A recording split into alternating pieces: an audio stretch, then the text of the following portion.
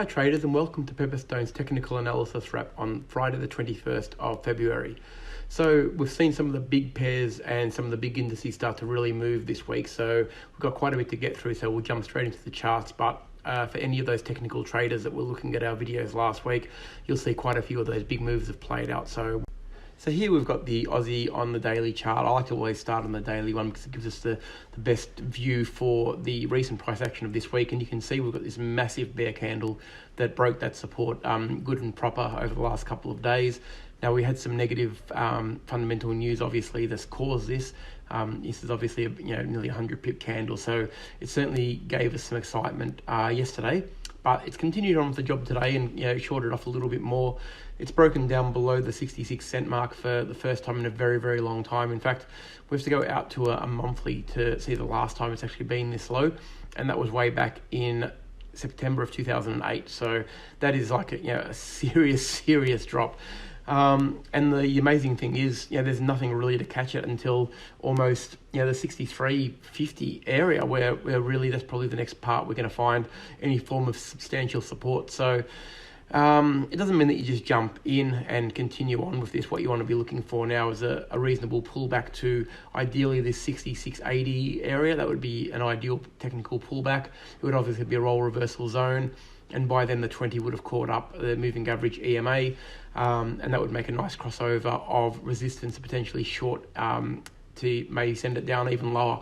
That would be the ideal scenario. I wouldn't be looking at longing this one unless we had a substantial change of trend, and by substantial it would have to be a series of higher highs and higher lows on the 4-hour chart at the very least. So definitely only shorting opportunities on this one until we get some evidence to the contrary, but a pullback is required before we get too excited about going any shorter on this one. Okay, we'll move on to the USD. So we see now, this has had a really good couple of days as well. It's had a great week. We were talking about the double bottom setup last week, and we can see here that it's certainly broken through the neckline, pushed up above these moving averages, which is what we needed it to do last week. And the last 5 days, all of the trading days this week have been in a very good and positive direction. So good to see this one doing the job. Now, obviously, it's run into a pretty significant roll reversal zone here. There's a fair bit of resistance in front of it, including the 200 SMA on the daily chart. So certainly not a mucking around sort of area. It's going to take a fair bit of breaking to get past this zone. We can see that the stochastic is obviously in the oversold. MACD is still rising, but it's just one to watch. I would probably be looking for potential shorting opportunities, probably to the pullback of the MAs, and then maybe send it long and try and break this zone once and for all. But we're going to need evidence now, if you haven't already taken the longs, that it needs to break this zone good and properly with a close above the 200 and this roll reversal area before I get serious about going long on this one, with the obvious take profit zones at the next serious resistance zone, which will be around that sort of 99 or even parity, which is obviously a very serious zone for it. That's the next target though, if it does break past this little area here. So ideally, pull back to the MAs and then up and all the way to parity. The US dollar yen has also played the game in a very big way. It's had a lot of pent up anger. You can see here, we've been talking about it for a while. We've had a series of higher highs and higher lows. It certainly hasn't gone into a short trend in a very long time. We did mention that last week. And finally, this little bit of pent up contraction in the market has sent it spiraling up. That blue sky, and I've said it over and over again, that when we've got a blue sky area with not much in front of it, you're going to get a big explosive move, and there it is for us straight into the 112, which is pretty much where every take profit should have been. It's not to say that it can't go higher, of course, but that's the first place that it's obviously going to find some serious resistance. It's got up there very, very easily. I would be surprised if it continues on without some sort of a pullback from this level, but in saying that, it doesn't mean there are no rules. It's just it would be ideal to see maybe a 38.2 pullback of that move, which would be around this area here. The MAs need a bit of a chance to catch up. You can see that they've been completely left behind with the explosiveness of this move. So we probably just want to see a little bit of consolidation in this area, maybe a bit of a pullback, maybe to the 111.50 to 111.20 area, which would be ideal, and then potentially break this zone up and push all the way into the 114s. But a really, really good trade, and hopefully a lot of people got into that one because it was a very nice setup. Okay, the S&P 500, the index we always like to look at. Okay, we've had a little bit of weakness over the last couple of days. Last couple of trading days have been a little bit weak.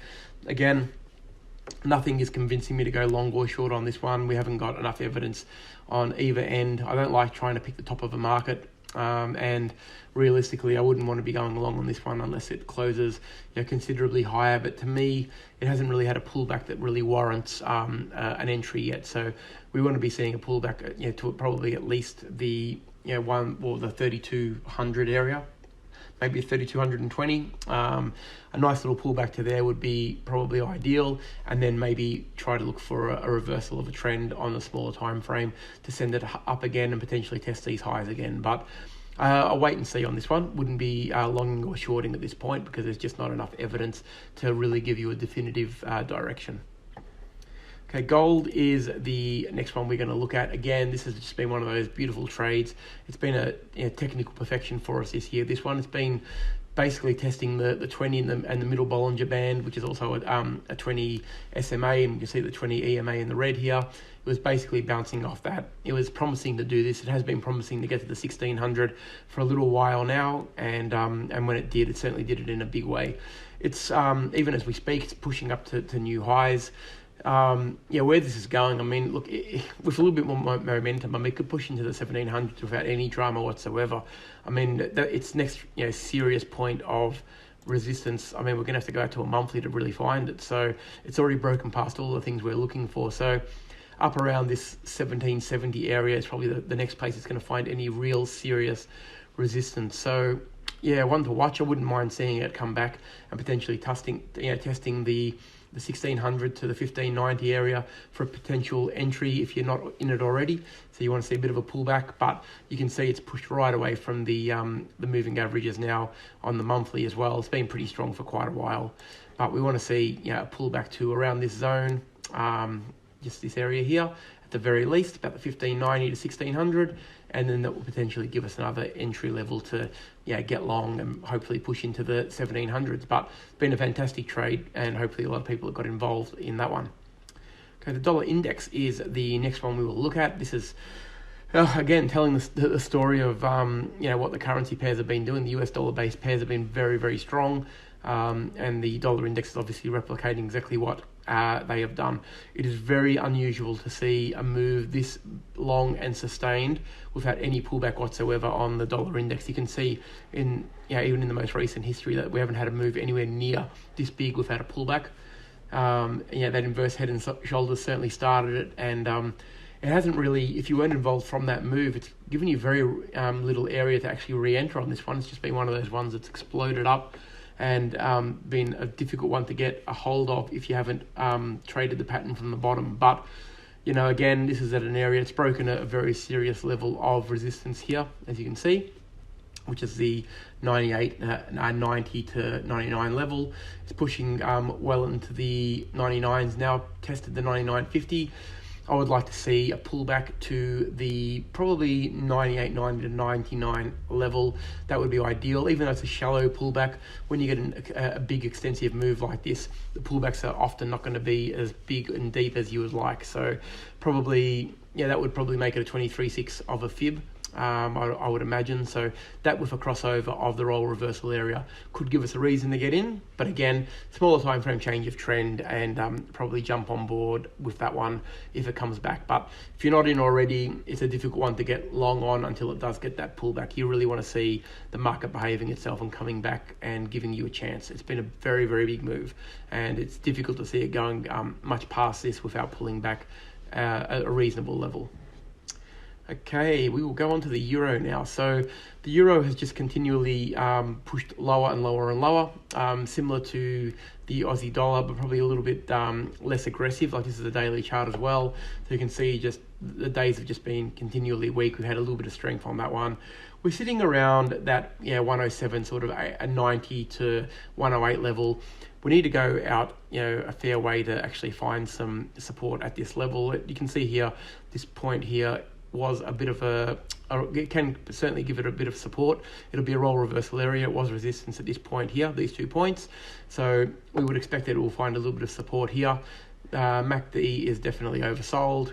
We can see here on the stochastic that's also oversold.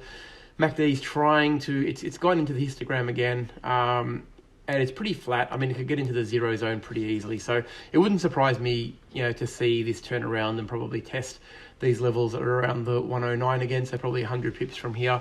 I'd like to see it bounce up and probably test the previous support zone for potential shorting opportunities. It's going to take a little bit of convincing to see this one going long any further than that. So I'll be probably looking for shorting opportunities on a smaller time frame at around this level, and then potentially going long on it if it does get above this level here, which is the 109, and close above it, and give us something to get excited about. So it needs to break the 110, and then obviously the next level will be the 112. That's hard to see at the moment. So for now, we'll be looking and setting our line, probably setting alerts for this level here. We want to come and see it test the 109 and potentially look for shorting opportunities. It'll be testing the 20 moving average as another resistance level at that point as well. So hopefully we'll get that crossover resistance. But you can see here that the stochastics is drastically oversold on this one, so wouldn't surprise me to see a bit of a bounce up. Okay, the last one we will look at today is the oil. So oil has really played the game as well. It's been technically a really good trade over the last few weeks. I'll just blow this one up. The double bottom has played out quite nicely. It's broken the neckline, shot up. We've got this serious candle here that's telling us that basically Dragonfly Doji telling us that the price action completely reversed. The sellers certainly tried to kick this one in, but the buyers won the war in the end, pushed it up with a really strong closing candle above the 20 MA. This is a daily chart, so it's a pretty serious candle. Pretty much hit all the levels that we expected it to hit. You can see the support line that was through here. I'll just draw a vertical line there to point that out. So we can see that was obviously a very strong support line for quite some time. We would see no surprises to see that this is going to be resistance now. We've had a pretty reasonable candle that's tried to push up to the 50 here.